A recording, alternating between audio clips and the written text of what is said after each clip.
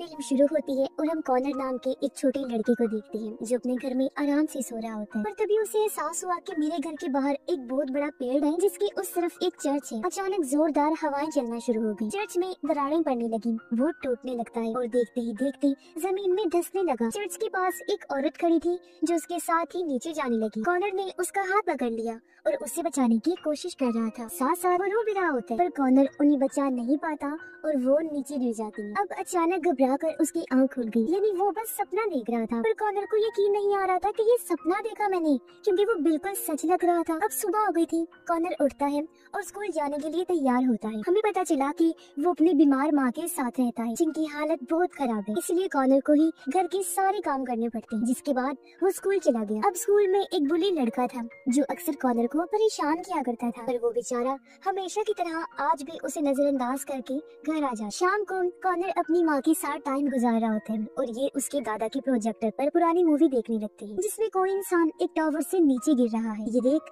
Connor को अपने सपने के बारे में याद आया, यानी जब चर्च टूट रहा था और वहाँ से भी कोई औरत नीचे गिर रही, तो वो सोचता है क्यों न मैं इस सपने को कागज पर बना दूं। जो सोचकर याद करके वो ड्राइंग बनाने लगता है। जैसे जैसे कॉनर ड्रॉ कर रहा था वैसे ही उसके घर के बाहर जो बड़ा सा पेड़ था चर्च के पास, वहाँ की जमीन अचानक फटने लगी और नीचे से एक बहुत बड़ा मॉन्स्टर जमीन को चीरकर बाहर आता है। तो कॉनर की तरफ ही बढ़ रहा था और जैसे घड़ी पर 12:07 होते हैं वो कॉनर की खिड़की के पास आकर उसे आवाज लगाने लगता है। ये देख कॉनर काफी डर गया और इधर उधर छुपने की कोशिश करता है, पर मॉन्स्टर उसे हाथों में उठाता है और उसे अपने पास लाकर कहता है कि तुम मुझसे डरो नहीं, मैं तुमसे दोस्ती करना चाहता हूँ और तुम्हें कहानियाँ सुनाना चाहता हूँ, सुन लो। इस पर कॉनर कहता है कि नहीं, क्योंकि तुम एक मॉन्स्टर हो तो ना तो मैं तुमसे दोस्ती कर सकता हूँ और ना ही कहानियाँ सुन सकता हूँ। अब ये सुनकर मॉन्स्टर को गुस्सा आ गया। उसके अंदर ऑरेंज रंग की लाइट जलने लगती है, जैसे कि उससे से वो लाल हो गया था और अपना बड़ा सा मुंह खोलता है। लेकिन इससे पहले वो कॉनर को खाता, अगले ही पल वो खुद को टेबल पर ही पाता है जहाँ वो बैठकर ड्राइंग बना रहा था। वो समझता है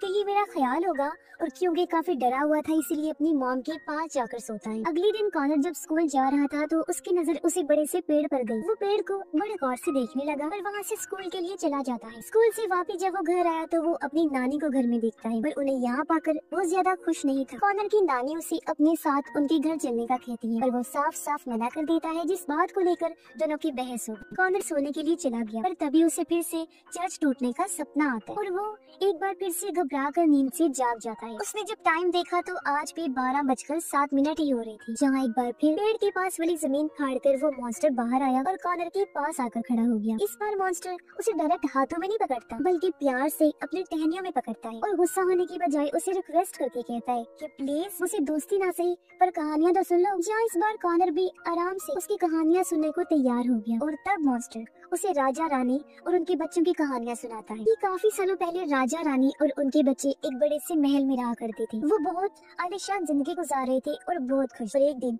कुछ बुरे लोगों ने यहाँ हमला कर दिया, जिस हादसे में रानी और उनके बच्चे मारे। सिर्फ राजा और उनका एक पोता ही जिंदा बचे थे। राजा अपने पोते से बहुत प्यार करते, उसका ख्याल रखते थे। फिर एक दिन राजा दूसरी शादी कर लेते। अब जो नई रानी थी वो बहुत ही इवल, बुरी और लालची औरत। उसने राजा को मारने की कोशिश भी की लेकिन हमेशा नाकाम रही। मगर फिर एक दिन राजा की उम्र ज्यादा होने की वजह से उनकी मौत हो गई। राजा की दूसरी वाइफ इवल रानी किंगडम पर कब्जा कर लेती है और ये बहाना लगा देती है कि राजकुमार क्योंकि अभी इतना बड़ा नहीं हुआ कि वो राजगद्दी संभाल सके, इसलिए किंगडम को मैं संभालूं। अब इस बात से राजा के पोते राजकुमार को बहुत गुस्सा आया और वो अपना महल छोड़कर गाँव में चला गया और वहीं रहना शुरू कर दिया, जहाँ उसने रानी की सच्चाई सबको बताई कि उसने किंगडम पर कब्जा कर लिया है, हालांकि राजगद्दी का हकदार मैं हूँ। फिर गाँव वालों ने इसी मॉन्स्टर की मदद की और उन्होंने रानी पर हमला कर दिया और उसे हरा दिया, जिस वजह से राजकुमार को अपनी जगह वापस मिल जाती है और ये कहानी भी इधर ही पूरी हो गई। कहानी सुनने के बाद कॉनर मॉन्स्टर से पूछता है कि इस कहानी में बुरा कौन था। तो मॉन्स्टर कहता है कि इसमें कोई बुरा नहीं था, इंसान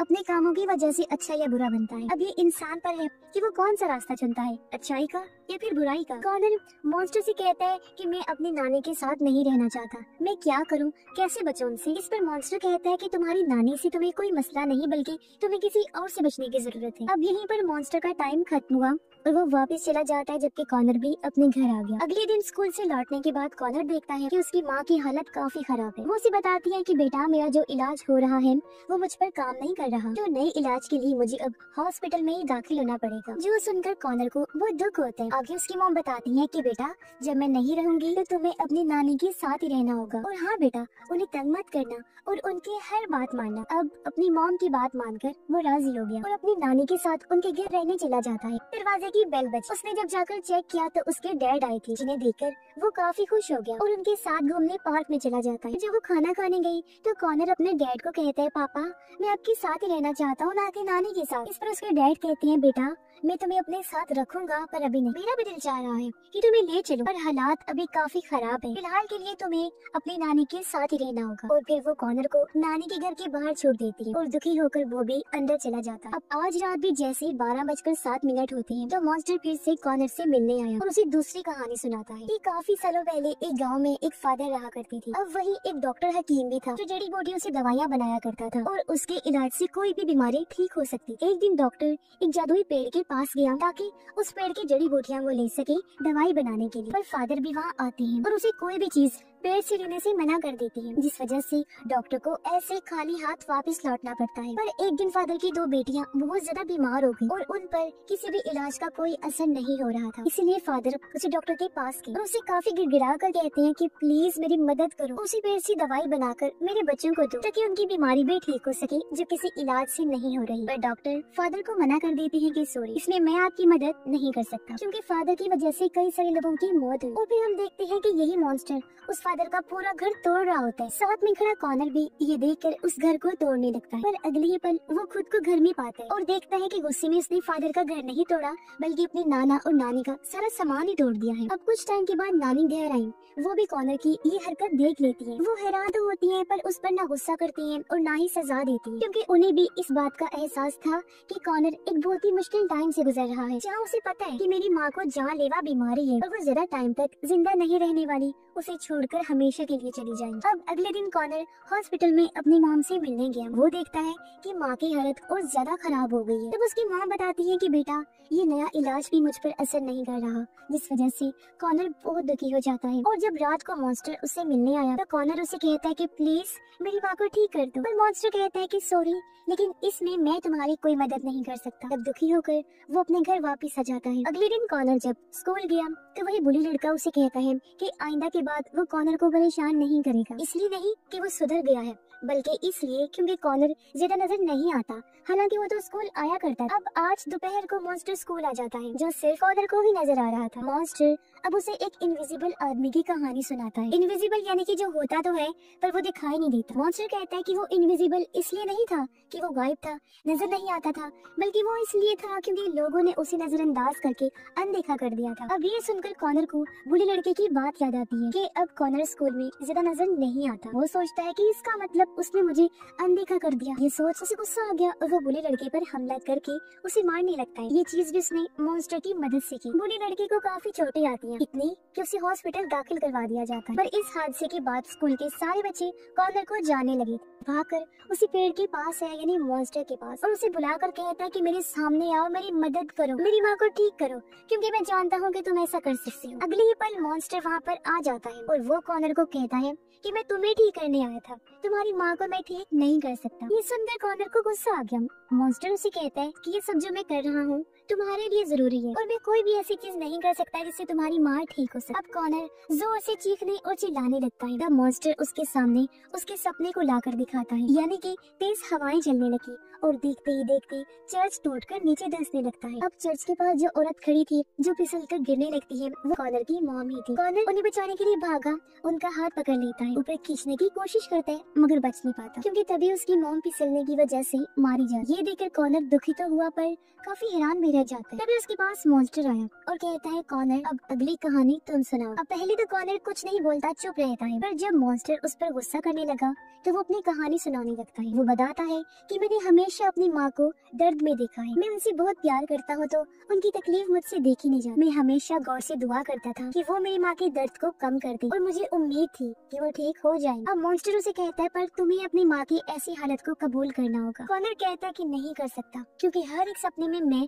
अपनी माँ को बचाने की कोशिश करता हूँ, साथ ही उनकी बीमारी ठीक होने का मुझे बहुत यकीन भी होता है। ये सुनकर मॉन्स्टर कहता है पर ये तुम्हारा पूरा सच नहीं है। तुम भले ही अपनी माँ के लिए दुआएं करते हो, उन्हें बचाने की कोशिश करते हो, पर कहीं न कहीं तुम भी अपनी माँ की ऐसी हालत देखकर थक गई हो। तुम उनका ख्याल रखते रखते तंग आ चुकी हो, इसलिए अक्सर उन पर गुस्सा भी करती हो। और तुम ये तो चाहती हो कि उनका दर्द ठीक हो जाए, पर ऐसे नहीं कि वो जिंदा रहे, बल्कि ऐसी कि वो गॉड के पास चली जाए, क्योंकि तुम अकेले उनका ख्याल नहीं रख सकते। तब रोते हुए कॉनर भी इस बात पर एग्री करता है कि हाँ ऐसा ही है, तुम ठीक कह रही हो। ऐसा मैंने कई बार सोचा है, पर हकीकत में मैंने ऐसा करने का कभी नहीं चाहा। तो मॉन्स्टर कहता है कि तुम्हें अब इस कड़वे सच को अपनाना होगा। तुम बार बार उन्हें रोक रही हो और अब तुम्हें उन्हें जाने देना है। तुम ऐसा करते हो तभी तो तुम्हारी हालत ऐसी है। जिसके बाद हमें उन तीनों कहानियों का मतलब पता चलता है। पहली कहानी में राजकुमार बुरा होकर भी अच्छा राजा बनता है और अपने लोगों का बहुत ख्याल रखता है। दूसरी कहानी में डॉक्टर हालांकि लालची था, लेकिन वो लोगों की मदद करता था और फादर की निस्बत काफी अच्छा इंसान था। और तीसरी कहानी में इनविजिबल मैन सबको अपने होने का एहसास दिलाकर भी अकेला था। तो कहीं न कहीं तीनों कहानियां भी कॉनर से जुड़ी हुई थी। फिर मॉन्स्टर कॉनर को कहता है कि अब तक तुम सच्चाई से भाग रही थी, पर सारी बात समझाने के बाद अब फर्क इस बात से पड़ता है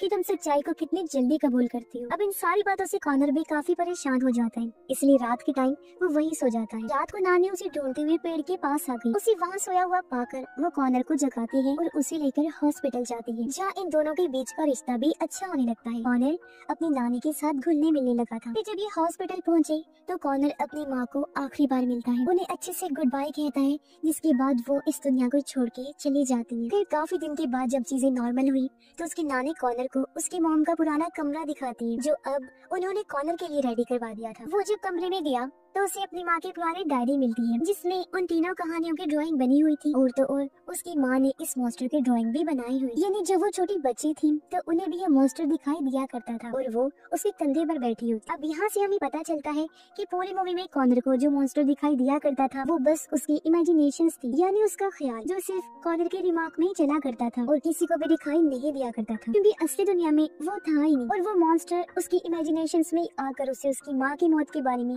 समझाने की कोशिश कर रहा था, ताकि वो कड़वे सच को जल्दी कबूल कर पाए कि उसकी मॉम उसे हमेशा के लिए छोड़ के जाने वाली है। इसीलिए तो मॉन्स्टर उसे कह रहा था कि मैं तुम्हें ठीक करने आया हूँ, क्योंकि कॉनर इस बात को कभी सोच नहीं सकता था कि मेरी माँ मुझसे दूर जा सकती। वो तो बस थक जाने की वजह से सोचता था कि मेरी माँ का दर्द दूर हो जाए, पर मॉन्स्टर उसे उसकी माँ के ख्याल और सपने दिखाकर हकीकत का सामना करने के काबिल बना रहा था। अब उसकी माँ तो इस दुनिया से जा चुकी थी, पर कॉनर को इस बात की शर्मिंदगी थी कि मैं ऐसा क्यों सोचता था कि मेरी माँ गॉड को प्यारी हो जाए, क्यों मैं उनका ख्याल रख के थक गया था। पर मॉन्स्टर उसे समझाता है कि ये तो हर इंसान की ही ख्वाहिश होती है कि उसका दर्द खत्म हो जाए, तो तुम्हें इस बारे में शर्मिंदा होना नहीं चाहिए। ये फिल्म इधर ही खत्म हो जाती है।